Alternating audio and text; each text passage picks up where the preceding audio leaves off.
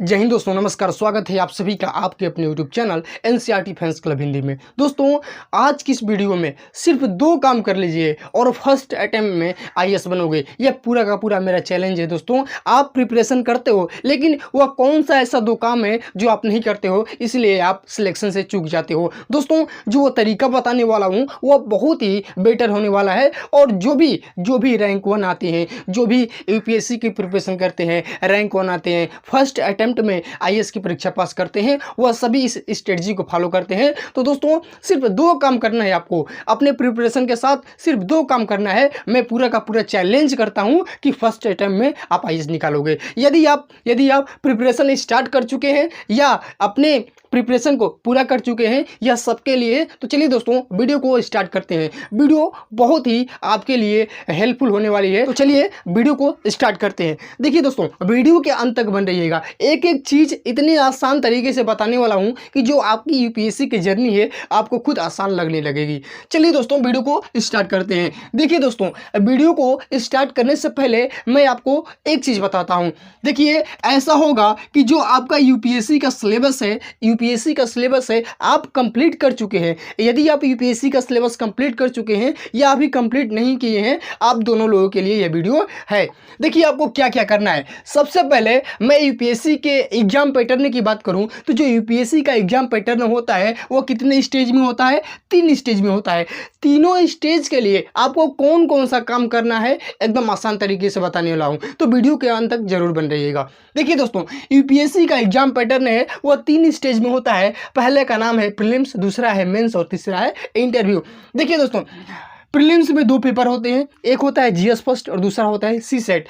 Mains में 9 paper होते हैं, 4 एसए का, 4 जीएस का, 1 एसए का, 2 ऑप्शनल का और 2 लैंग्वेज का। और इंटरव्यू में आपका पर्सनालिटी यानी व्यक्तित्व परीक्षण किया जाता है। तो देखिए दोस्तों, प्रीलिम्स के लिए कौन सा स्ट्रेटजी फॉलो करना है, मेंस के लिए क्या करना है और इंटरव्यू के लिए क्या करना है। दोस्तों, सिर्फ 2 काम बताऊंगा, सिर्फ आपको 2 ही काम करना है और कुछ नहीं करना है। तो चलिए वीडियो को स्टार्ट करते हैं। अब देखिए, जो प्रीलिम्स होता है वो आप जानते हैं कि ऑब्जेक्टिव टाइप का होता है। जो प्रीलिम्स होता है वो ऑब्जेक्टिव टाइप का होता है। इसमें क्या होते हैं, क्वेश्चन दिए रहते हैं और आपके सामने कुछ विकल्प दिए होते हैं, जो सही रहता है आपको उसका चयन करना होता है। देखिए दोस्तों, जो प्रीलिम्स होता है वो ऑब्जेक्टिव टाइप होता है। अब देखिए, आप प्रीलिम्स को कैसे पास करेंगे। प्रीलिम्स को पास करने के लिए देखिए, पहला चीज़, यदि आपका यूपीएससी का सिलेबस कंप्लीट है तो ठीक है, यदि कंप्लीट नहीं है तो सबसे पहले आप सिलेबस को कंप्लीट करेंगे, ठीक है ना। पहले यदि यूपीएससी का सिलेबस आपका कंप्लीट है तो ये पूरा का पूरा वीडियो आपके लिए है। यदि नहीं है तो पहले आप सिलेबस कंप्लीट करेंगे, उसके बाद ये क्या है आप वीडियो देखेंगे। देखिए दोस्तों,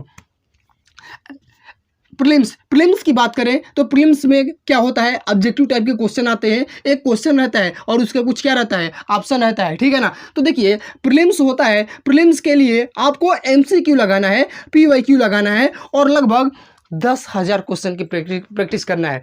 दोस्तों, यदि अभी आप सिलेबस को अभी कवर कर चुके हैं, आप सिलेबस को कंप्लीट कर चुके हैं, तो जाइए और एक पीवाईक्यू यानी प्रीवियस ईयर क्वेश्चन क्या लाइए, मॉडल पेपर लाइए जो 20-30 साल का हो। अब देखिए, उससे क्या होगा कि उसमें बहुत सारे क्वेश्चन रहेंगे। दोस्तों, एक बात कही जाती है कि सिर्फ फिजिक्स के थ्योरी पढ़ लेने से, फिजिक्स के जो थ्योरी और कंसेप्ट है उससे पढ़ लेंगे कि नदी में कैसे तैरना है तो नहीं तैर पाएंगे। लेकिन जब आप नदी में कूद जाएंगे तो आप खुद तैरना जान जाएंगे। सिर्फ वही अप्लाई, एकदम वही चीज़ें यहाँ पर अप्लाई होती है, एकदम वही पैटर्न यहीं पर अप्लाई होता है। आप तैयारी कर चुके हैं लेकिन अभी तक आपने प्रैक्टिस नहीं किया है तो आपका प्रिपरेशन होगा नहीं, आपका यूपीएससी क्रैक नहीं होगा। तो देखिए, सबसे पहले प्रीलिम्स है। प्रीलिम्स के लिए आपको एमसीक्यू की ओर जाना है, पीवाईक्यू की ओर जाना है। किसी भी पब्लिकेशन का आप क्या लाइए, पीवाईक्यू लाइए। आप नहीं हो तो मुन्नाल पटेल सर का क्या लगाइए, 30 ईयर का प्रीवियस ईयर क्वेश्चन लाइए और उसको क्या करिए, हल करिए। देखिए, जितना अभ्यास करेंगे, जितना प्रैक्टिस करेंगे वो आपके लिए बेटर होगा। मैं कह रहा हूँ कि लगभग 10,000 क्वेश्चन प्रैक्टिस करिए। जब आप 10,000 क्वेश्चन प्रैक्टिस कर लेंगे तो कितना भी क्वेश्चन आएगा आप उसको क्या कर लेंगे। इतना तैयारी करिए, इतना तैयारी करिए कि कहीं से भी क्वेश्चन न छूटे। देखिए दोस्तों, पढ़ना बड़ी बात नहीं है, सब कोई पढ़ लेगा, लेकिन जो प्रैक्टिस एंड मोर प्रैक्टिस है, यह सबसे बड़ी बात है। और आप यही नहीं करते हैं, इसलिए आपका जो सिलेक्शन होता है वह कम होता है। जो टॉपर्स होते हैं, जो यूपीएससी में टॉप करते हैं, रैंक 1 लाते हैं, फर्स्ट अटेम्प्ट में आईएएस क्रैक करते हैं, उनकी यही खास बात है कि ज़्यादा प्रैक्टिस करते हैं। कम पढ़िए लेकिन ज़्यादा प्रैक्टिस पर ध्यान दीजिए। तो प्रीलिम्स के लिए क्या करना है, ज़्यादा से ज़्यादा एमसीक्यू। आप जो भी टॉपिक पढ़ रहे हैं, geography, history, polity, economics, science intake, कहीं से आर्ट एंड कल्चर, जो भी पढ़ रहे हैं, जो भी टॉपिक पढ़ रहे हैं, उससे बहुत ज़्यादा मात्रा में क्या करिए, एमसीक्यू लगाने का प्रयास करिए। क्योंकि जितना आप क्वेश्चन प्रैक्टिस करेंगे, उतना आपका कॉन्फिडेंस लेवल क्या होगा, बढ़ेगा, और वही आपको एग्जाम में हेल्पफुल रहेगा। ठीक है ना दोस्तों। तो आप प्रीलिम्स के लिए क्या करेंगे, एमसीक्यू जितना ज़्यादा हो आप एमसीक्यू लगाएंगे, पीवाईक्यू को फॉलो करेंगे। लगभग 20 साल का जो भी एमसीक्यू होगा कर लेंगे। टेस्ट सीरीज लगा लेंगे, किसी भी बुक में उससे फैक्ट बन रहा है आप उसको ले लेंगे, पढ़ लेंगे। तो ये देखिए, लगभग 1000 क्वेश्चन हमको लगाना है। जब आप 1000 क्वेश्चन के प्रैक्टिस करेंगे तो आपके पास इतने क्वेश्चन हो जाएंगे कि लगभग बहुत सारे क्वेश्चन एग्जाम में क्या कर लेंगे, मैच भी कर लेंगे। ठीक है ना दोस्तों। तो ये प्रीलिम्स का पूरा स्ट्रेटजी है, यही सच बात है और कुछ नहीं है, यही सच बात है और कुछ नहीं है। सिलेबस कंप्लीट होए तो बहुत ज़्यादा मात्रा में क्या करो, आप पीवाईक्यू को हल करो, एमसीक्यू को लगाओ, टेस्ट सीरीज को लगाओ, 10,000 क्वेश्चन की प्रैक्टिस कर लो। देखते हैं कैसे यूपीएससी यानी प्रीलिम्स, यूपीएससी का प्रीलिम्स कैसे नहीं क्लियर होता है। अब देखिए दूसरी चीज़ बात करते हैं, दूसरा है मेंस। ये प्रीलिम्स के लिए है, एकदम ध्यान से समझ लेना, यही सच्चाई है और कोई चीज़ नहीं है। ठीक है ना। नहीं तो आप कितना भी पढ़ लोगे, कितना भी बेहतरीन नोट्स बना लोगे, कितना भी बेहतरीन लेक्चर बैच खरीद लोगे, कुछ नहीं होगा जब तक आपकी प्रैक्टिस नहीं होगी क्वेश्चनों की। अब देखिए अगला, यूपीएससी क्लियर करना है और यूपीएससी में मेंस का, यदि आप प्रीलिम्स पास कर लोगे और मेंस का एग्जाम दोगे, और मेंस के लिए बात किया जाए तो मेंस का जो एग्जाम होता है इसमें कुल 9 पेपर होता है। ठीक है ना। और पूरा का पूरा सब्जेक्टिव टाइप का होता है। सब्जेक्टिव टाइप का मतलब कि आपको उसके आंसर क्या होता है, लिखना पड़ता है। अब देखिए मेंस के पेपर को पास करना है, मेंस को क्लियर करना है, तो एक ही तरीका है, आंसर राइटिंग। यदि प्रीलिम्स पास कर लिए तो मेंस भी पास करना आसान है। बस एक तरीका अपना लो, आंसर राइटिंग। एक बेहतरीन आंसर राइटिंग कैसी होनी चाहिए, इसकी अगली वीडियो बना दूंगा। तो देखिए आज की वीडियो में ये समझिए पहले कि मेंस के लिए आंसर राइटिंग कैसे करनी है। देखिए दोस्तों, उत्तर लेखन की कला आपने यदि सीख लिया, कैसे एक बेहतरीन उत्तर लिखते हैं, तो आप क्या करेंगे, मेंस क्लियर कर लेंगे। यदि आप स्मार्ट तरीके से लिखना जान गए, तो आप मेंस को क्या कर लेंगे, क्वालिफाई कर लेंगे। देखिए 9 पेपर होता है वह सिर्फ लिखने वाला होता है, और इसके पर जो मेंस का एग्जाम है, यह पूरा का पूरा इस पर निर्भर करता है कि आपकी आंसर राइटिंग स्किल कैसी है। यदि आपने बेहतरीन जिसको कहते हैं, यदि आप आंसर राइटिंग के माहिर हो, यदि आंसर राइटिंग में आप क्या कर लियो, महारत हासिल कर लिए हो, तो आपको मेंस क्वालिफाई करने से कोई नहीं रोक सकता। क्योंकि पूरा का पूरा मेंस क्या है, आंसर राइटिंग पे स्किल है। देखिए दोस्तों, आंसर राइटिंग में आपके बेहतरीन टॉपिक, बेहतरीन कंटेंट नहीं देखे जाते हैं। आपके जो मेंस के पेपर होते हैं, इसमें एक फॉर्मेट भी चेक किया जाता है कि जैसे उत्तर लेखन की कला होनी चाहिए, आप उस शैली का प्रयोग किए हैं कि नहीं किए। ठीक है ना दोस्तों। तो आंसर राइटिंग करते समय, तो देखिए जब आप कंप्लीट कर लिए हैं तो आपको क्या करना है, आंसर राइटिंग भी करना है। किसके लिए, मेंस के लिए। जब मेंस के लिए आंसर राइटिंग करेंगे तो आपको किन चीज़ों का ध्यान देना है। देखिए आपको जो शॉर्ट टॉपिक होगा उसको लॉन्ग में लिखने का प्रयास करना है, और जो लॉन्ग है उसको शॉर्ट में लिखने का प्रयास करना है। यानी जो 500 का चीज़ है उसको 100 शब्द में, और जो 100 शब्द है उसको 500 चीज़ में लिखने का प्रयास करना है, और बहुत ज़्यादा हेल्पफुल होगी आपके मेंस के एग्जाम के लिए। दोस्तों बस आप मेंस के लिए आंसर राइटिंग प्रैक्टिस कर लो, और कोई भी नहीं रोक सकता आपको मेंस निकालने के लिए। तो ठीक है ना दोस्तों, ये प्रीलिम्स के लिए हो गया, और ये क्या हो गया, मेंस के लिए हो गया। ठीक है ना।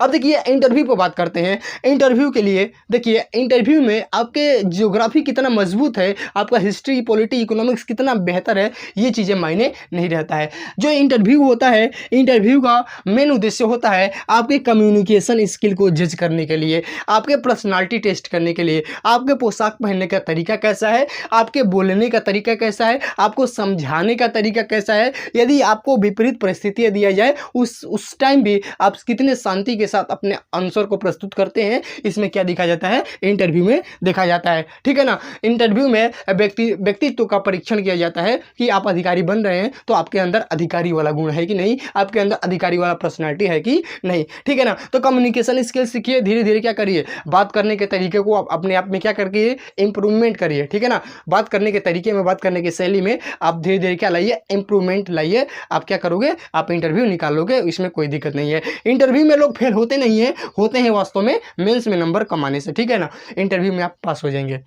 अब देखिए, ये एक काम हो गया, ये पूरे का पूरा भी क्या हुआ, एक काम हो गया। जो दूसरा काम है, ध्यान से सुन लो भाई।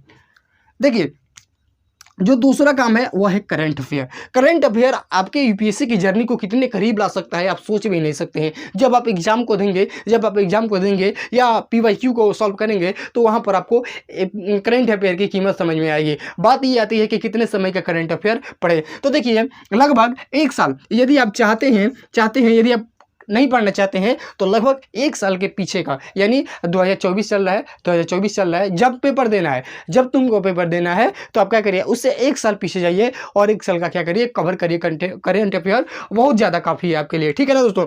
तो करेंट अफेयर में कौन सा पढ़े, द हिंदू पढ़ लीजिए, अंग्रेजी आती है तो द हिंदू पढ़ लीजिए, नहीं तो हिंदी का कोई भी पढ़ सकते हैं, दैनिक जागरण पढ़ सकते हैं, नहीं तो द हिंदू का क्या है, ट्रांसलेट करके यूट्यूब पर पढ़ा हुआ है, आप वहाँ से देख सकते हैं। ठीक है ना।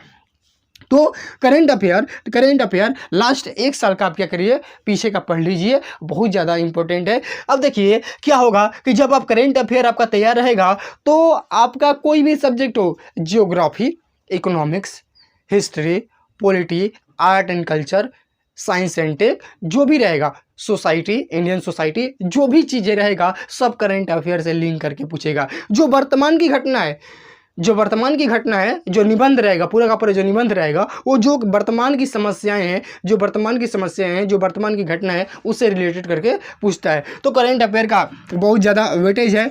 लोग कहते हैं कि एनसीईआरटी के बिना यूपीएससी की सोचना भी मत, और मैं दूसरे चीज़ को शामिल करता हूँ, बिना करंट अफेयर के यूपीएससी की सोचना भी मत, क्योंकि बिना करंट अफेयर के यूपीएससी आप क्रैक नहीं कर सकते हो। क्यों?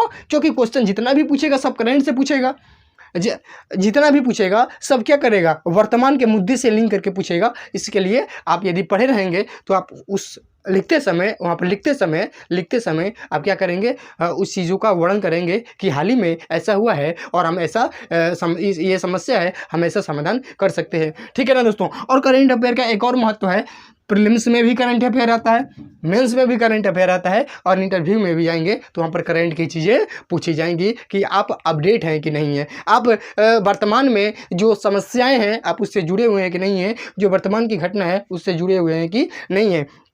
तो दोस्तों, वीडियो कैसा लगा जरूर बताइएगा, और हाथ जोड़ कर रिक्वेस्ट है कि जो मैं काम बताया हूँ, बस ये दो काम जरूर कर लीजिए। आपका जो आईएएस होगा वो फर्स्ट अटेम्प्ट में निकलेगा, जो यूपीएससी करेंगे फर्स्ट अटेम्प्ट में करेंगे। तो दोस्तों, यदि आप अपना यूपीएससी का सिलेबस कंप्लीट नहीं किए हैं तो पहले कंप्लीट कर लीजिए, उसके बाद ये स्ट्रेटजी लगाइएगा, और यदि कंप्लीट है तो आप आज ही से ये स्ट्रेटजी फॉलो करिए। वीडियो कैसा लगा कमेंट में अवश्य बताइएगा। चैनल पर नहीं है तो चैनल को जरूर सब्सक्राइब करिएगा। वीडियो देखने के लिए आप सभी का तहे दिल से धन्यवाद।